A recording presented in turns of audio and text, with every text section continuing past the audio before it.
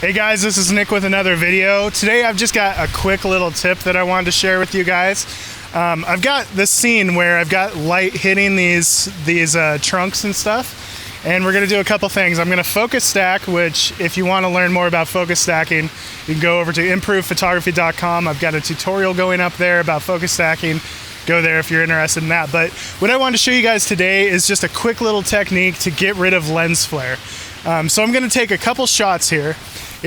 Here's my scene. I've got the sun streaming in here, and I want that awesome sun star.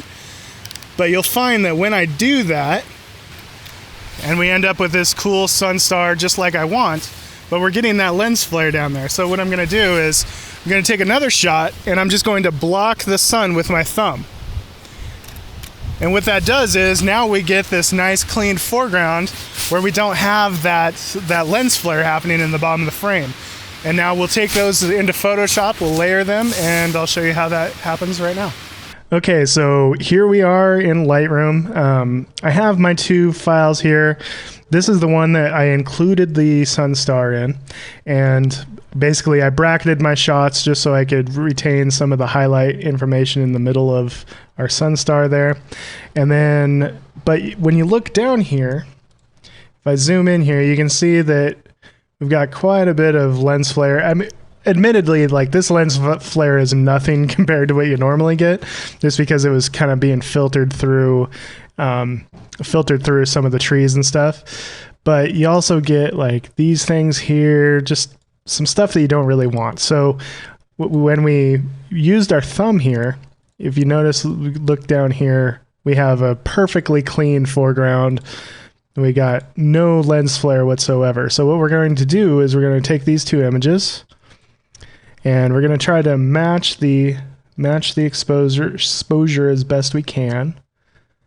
Bring that up to where I feel like it matches this pretty well. We're going to select both, and then we're going to open them as layers in Photoshop. Okay, so here we are in Photoshop now. I've done one thing. I went up here and I went Edit, Auto Align Layers. Right here. I've already done it, so I can't redo it.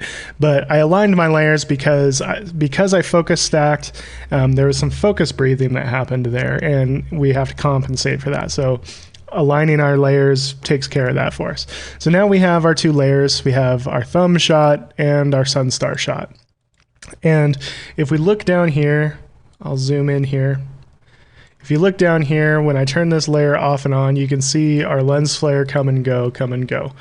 So what we're going to do is we're going to go like this.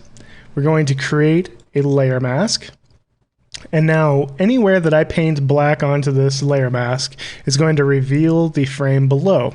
So basically, to get our nice clean foreground, I'm going to reveal this bottom layer, which is our thumb layer. So I'm just going to start painting black onto our layer mask with a high opacity, preferably 100%, and a soft brush. So you want your hardness to be all the way down. That way the transition is nice and soft between the two. And now, when I zoom in here, you can see that we have our sun star, but we also have no lens flare whatsoever. And now, if I'm really careful, I can even go in here and get rid of these little lens flares here. So as I paint over this, you can see our lens flare just go away. I have to be careful not to paint over the part that I want, which is the sun star. But if I'm real careful, I can just get rid of all this lens flare here.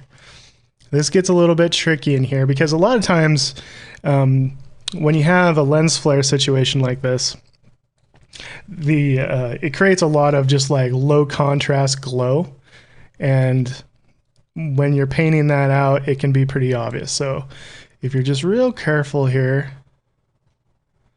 you can add just that. Another thing that I could have done, but I didn't, and I don't know why. And now you can see we're getting into the thumb part, so we got to stop there. I'm going to paint some of that back in because my thumb was beginning to show through.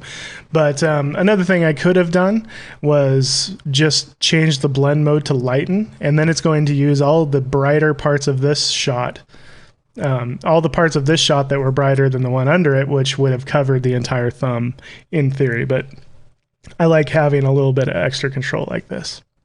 So as we zoom out, we can flatten our image, save it, and there we go. We have our sun star, and we have 0 lens flare in the foreground.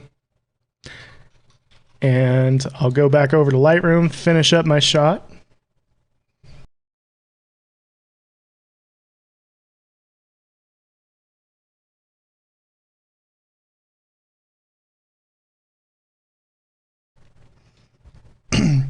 And then we're left with this shot. This is the final shot. Okay, so it's that easy. Now we've gotten a nice clean foreground, got our sun star, we got the best of both worlds, and I hope this has been useful. We'll catch you later, and yeah, all right.